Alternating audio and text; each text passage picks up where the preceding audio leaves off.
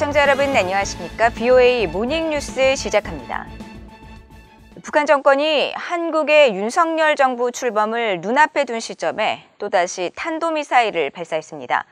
미국과 한국, 일본 정부는 이를 강하게 규탄하며 북한 지도부의 긴장 고조 행위를 즉각 중단하라고 촉구했습니다.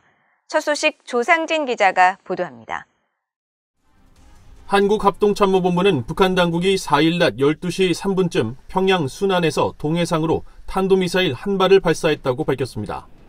탄도미사일은 비행거리 약 470km, 고도는 약 780km, 속도는 마하 11로 포착됐으며 합참은 미국 당국과 긴밀히 협력해 추가 발사에 대비한 관련 동향을 예의주시하고 있다고 밝혔습니다. 원인철 합참의장은 북한의 탄도미사일 발사 직후 라케마라 연합사령관과 화상회의를 통해 상황을 긴밀히 공유하고 한미연합방위태세를 굳건히 할 것을 확인하였습니다. 일본 정부도 북한의 미사일 발사 즉시 기자회견을 통해 미사일이 최고 고도 800km로 500km를 날아 일본의 배타적 경제수역 밖에 떨어진 것으로 추정된다면서 북한 정권의 미사일 도발을 강력히 규탄했습니다.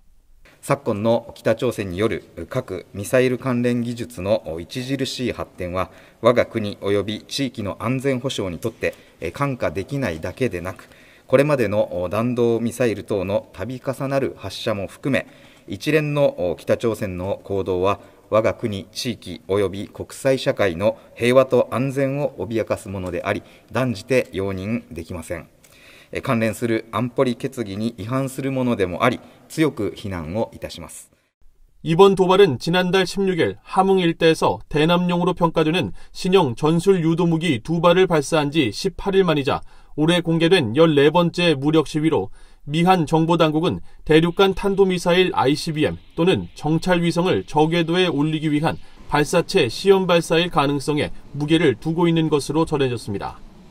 앞서 미국 국무부는 북한의 계속된 탄도미사일 발사를 강력히 규탄하면서 미국 정부는 북한의 미사일 발사에 강력한 외교, 경제적 조치를 취하고 있다고 경고하고 북한 지도부에 대화에 나설 것을 촉구했었습니다. Our actions are intended to make clear to the DPRK that its escalatory behavior has consequences. Those consequences will continue as long as the DPRK continues with its provocations. 이런 가운데 미국과 한국의 북핵 수석 대표들이 전화 통화를 갖고 북한의 탄도미사일 발사에 대한 대응 방안을 협의했습니다. 성김 국무부 대북특별대표는 4일 노규덕 한국 외교부 한반도 평화교섭본부장과 전화 통화를 갖고 양측은 북한의 이날 탄도미사일 발사가 다수의 유엔 안보리 결의를 명백히 위반한 것이며 한반도뿐 아니라 국제사회 전체에 대한 심각한 위협임을 지적하고 이를 규탄했다고 한국 외교부는 전했습니다. 양측은 또 국제사회와의 긴밀한 공조 아래 필요한 모든 조치를 강구하기로 했으며 북한 정부의 추가적인 긴장 고조 행위를 즉각 중단하고 대화와 외교의 길로 복귀할 것을 촉구했습니다. 이와는 별도로 노 본부장은 이날 서울에서 일본의 북핵 수석 대표인 후나코시 다케이로 일본 외무성 아시아 대양주 국장을 만나 북한 정권의 탄도미사일 발사를 규탄하고 두 나라가 긴밀히 소통하는 가운데 안보리 차원의 조치 등 국제사회의 단합된 대응에 협력을 지속하기로 했다고 한국 외교부는 전했습니다. BOA 뉴스 조상진입니다. 한국 윤석열 새 정부의 이종섭 국방부 장관 후보자가 4일 북한의 탄도미사일 발사에 대해 유엔 안보리 결의 위반이라는 점을 분명히 했습니다. 이 후보자는 이날 한국 국회에서 열린 인사청문회에서 이같이 말하고 미사일 종류는 대륙간 탄도미사일 ICBM일 가능성이 있지만 그보다는 사거리가 좀 짧을 것일 수 있다고 말했습니다. 이 후보자는 또 북한 풍계리 핵실험장 관련 동향에 대해서는 지금 핵실험을 준비하고 있는 것으로 추정한다며 6차 핵실험 때보다 규모가 작은 소형 전술핵 무기 쪽일 것으로 판단한다면서도 그렇게 단정할 수 있는 첩보는 아직 없는 것으로 안다고 말했습니다.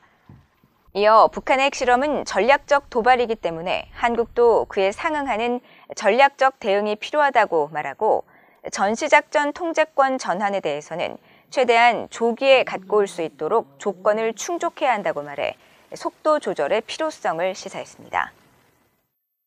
워싱턴의 한반도 전문가들 중 다수가 한국의 대북전단 금지법이 민주주의에 역행하는 것이라며 폐지가 정답이라는 입장을 밝혔습니다.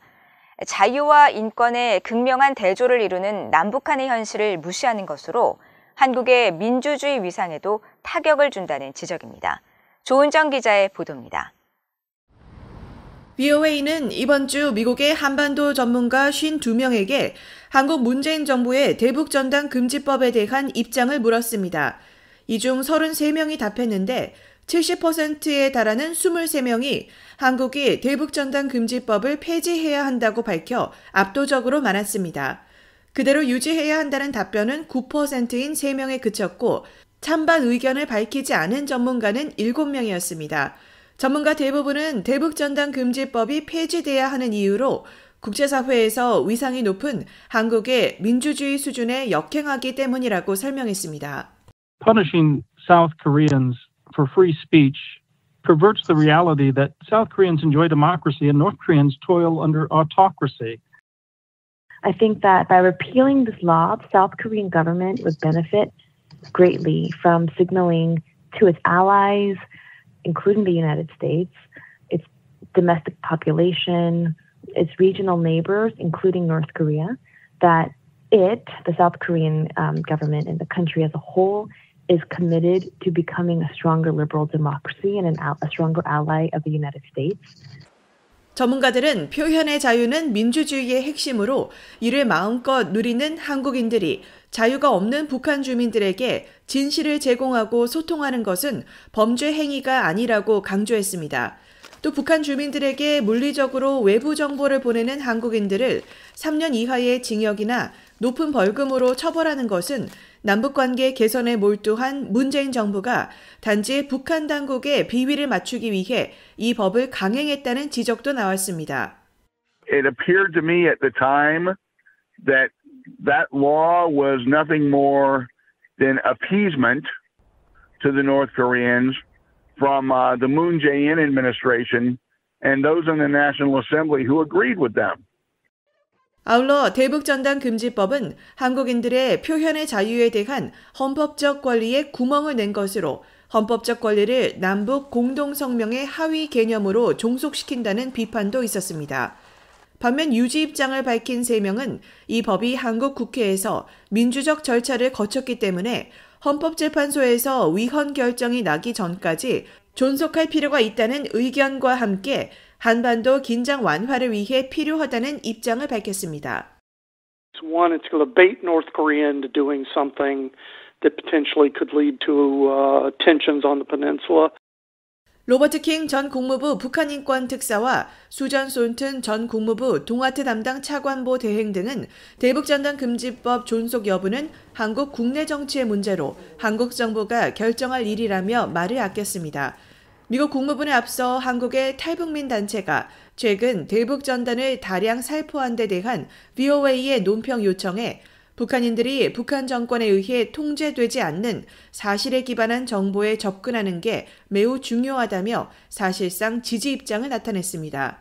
한국의 문재인 정부는 대북전단 금지법이 접경지역 주민들의 생명과 안전을 위해 제정된 법률이라고 밝히고 있습니다.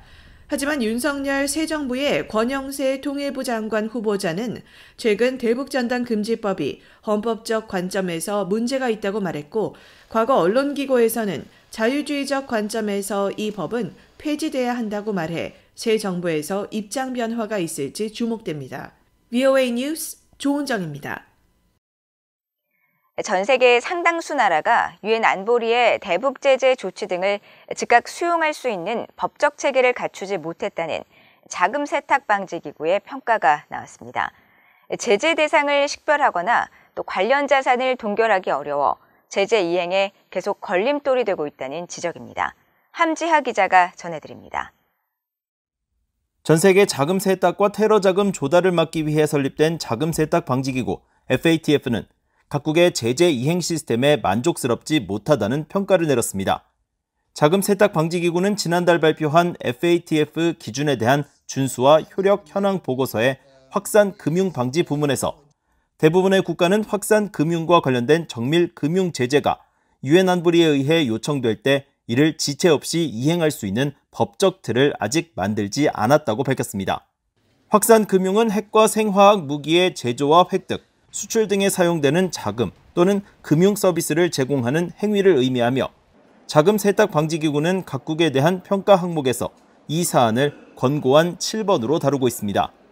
특히 권고안 7번은 각국이 기준과 절차에 따라 안보리 대북결의 이행에 필요한 법적 권한을 만들었는지, 국내 기관 등을 선정해 정밀 금융 제재를 시행하는지, 필요에 따라 북한이나 이란 관련 자금을 동결하는지 등을 평가합니다. 하지만 자금 세탁 방지 기구는 이번 보고서에서 각국은 대리인이 보유 중인 제재 대상의 자산 식별, 민간 기관을 관리하는 데 대한 명확한 정책의 전달과 시행에서 어려움을 겪고 있다고 밝혔습니다.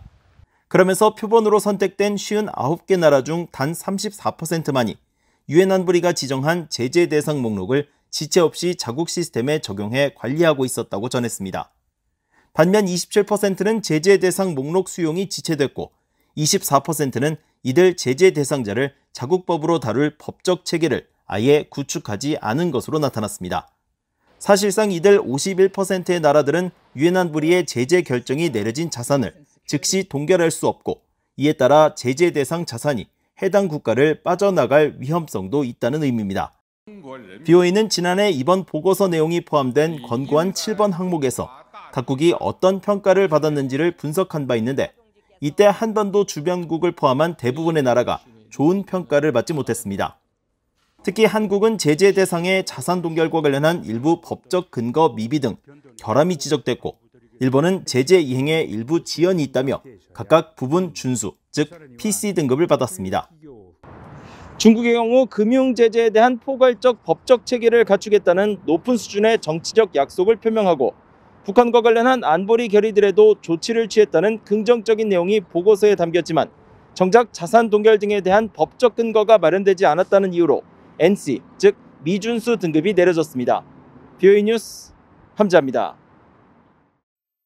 미국 정부가 북한 정권이 암호화폐 돈 세탁에 악용하는 토네이도 캐시에 대해 제재에 나서야 한다고 미국의 전문가가 권고했습니다. 미국 국제컴퓨터과학기관 ICSI의 니콜라스 위버 선임연구원은 3일 국가안보 전문 민간 연구기관인 로페어에 기고한 글에서 미국 재무부 해외자산통제실이 토네이도 캐시에 제재를 부과하면 북한 정권의 범죄 활동뿐 아니라 더 큰 생태계 차원에서 암호화폐 관련 범죄 활동을 막을 수 있을 것이라고 말했습니다. 토네이도 캐시는 한 사람이 보유한 암호화폐 이더리움을 다른 사람들이 보유한 이더리움과 섞은 후 재분배하는 믹서 프로그램의 일종으로 어느 이더리움이 어떤 경로를 통해 나온 것인지 추적하지 못하게 하는 이른바 난독화를 통해 암호화폐 자금 세탁을 돕는 데 악용되고 있습니다. 위버 선임연구원은 토네이도 캐시 프로그램 안에서 북한이 주로 이용하는 것은 이더리움을 100단위로 나눠 관리할 수 있는 100이더리움으로 불리는 공동 소유의 전자지갑이라면서 특히 이 전자지갑에 대한 제재가 이루어져야 한다고 강조했습니다. 러시아산 석탄을 취급해온 북한 라진항이 최근 미미한 움직임만 관측되는 등 사실상 방치 상태인 것으로 나타났습니다. BOA가 최근 위성사진 업체 플래닛랩스가 촬영한 위성사진을 분석한 결과 지난 2일 이 항구의 북서쪽 지대에 지름 약 35m의 원형 틀에 둘러싸인 석탄 더미가 확인됐으며 이 석탄 더미는 지난해 4월과 5월, 8월에 소량의 움직임이 포착된 것을 제외하면 1년 넘게 원형 틀을 그대로 유지하고 있는 것으로 나타났습니다. 이 같은 미미한 움직임은 라진항의 실질적인 운영이 중단된 것으로 추정해 볼 수 있는 대목으로 최근 몇 년간 강화된 국제사회의 대북 제재와 2020년 중순 이후부터 심화된 신종 코로나 바이러스에 따른 북한 당국의 국경 봉쇄가 복합적으로 작용했을 가능성이 제기됩니다. 북한 라진항에는 러시아가 장기 임대한 전용 석탄 부두가 있으며 이곳은 북한산 석탄 수출 금지를 명시한 유엔 안보리 결의의 예외를 인정받아 러시아에서 옮겨진 석탄을 관리하며 중국과 베트남 등으로 석탄을 수출했었습니다. 이상으로 BOA 모닝 뉴스를 모두 마칩니다. 시청해주신 여러분 고맙습니다.